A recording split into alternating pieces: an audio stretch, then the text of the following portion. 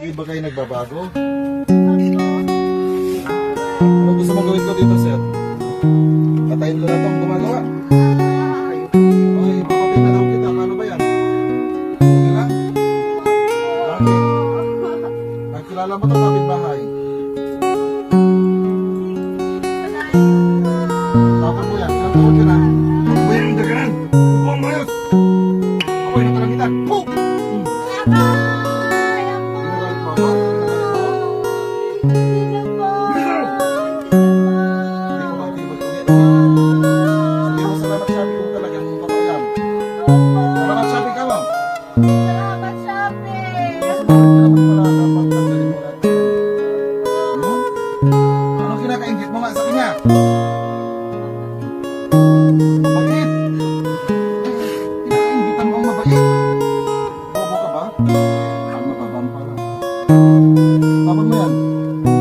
Anong nilagay mo dyan?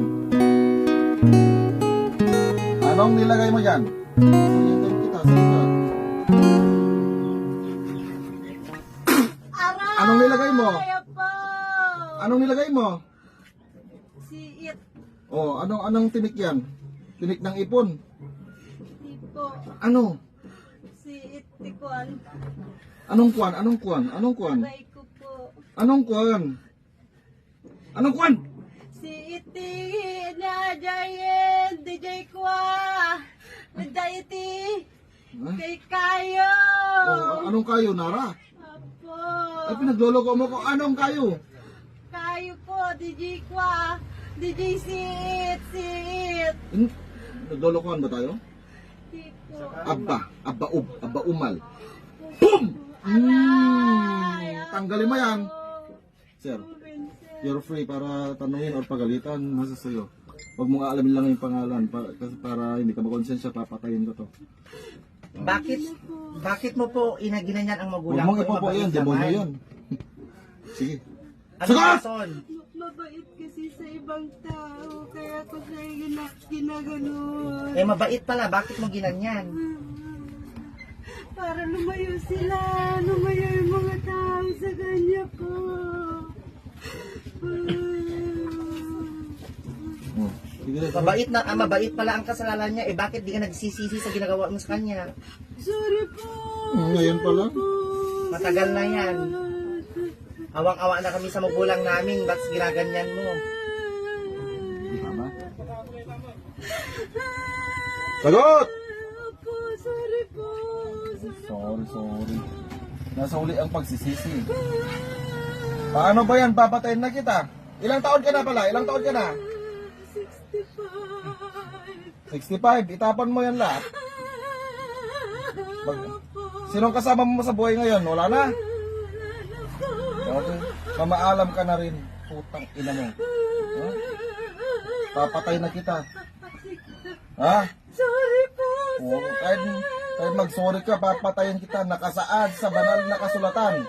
Exodus 22:18. Kahit mag-google ka, papatayin ang lahat ng mangkukulam. Alam mo ba yun? Ha? Hindi na talaga mauulit. Sa impyerno ka na uulit. Sorry po. Ha? Paano mo nakilala si mama kung ganyan? Paano mo nagkilala? May nakutos ba sa'yo? Sagot, binayaran ka ba? Binayaran ka ba o ginawa mo lang? Ginawa mo lang? Binayaran ka. Sige, tawagin ko yung nagpagawa. Kahit hindi yan mangkukulam, tatawagin ko yan. Sa kapahintulot ng Diyos, etok eltok, tinatawagan ko ang nagpagawa. Pasok! Oh, bakit mo yung pinagawa? Bakit mo yung pinagawa? Bakit mo pinagawa? Sagot! Sagot! Oh, tanggalin niyo yung dalawa. Gusto mo magsama kayo sa impyerno? Ha? Loko-loko kayo ha. Ilang taon ka na din? Ikaw na isa. Ilang taon ka? 60! Ba? Kakilala? Kakilala? Itapan mo yan. Mga salot kayo sa lipunan. Pasensya na lang. Patayin ko na lang kayo. Ha? Sorry po! Oh. Sir! Walang sorry. Sa impyerno ka mag-sorry. Tinatawagan ko ang sala sa labat, kalakalawit, yaring kamatayan, pitong kalawit, yaring kamatayan. at kalawit ng impyerno. Patayin ang dalawang magkukulam nito sa ngalan ni Yahweh.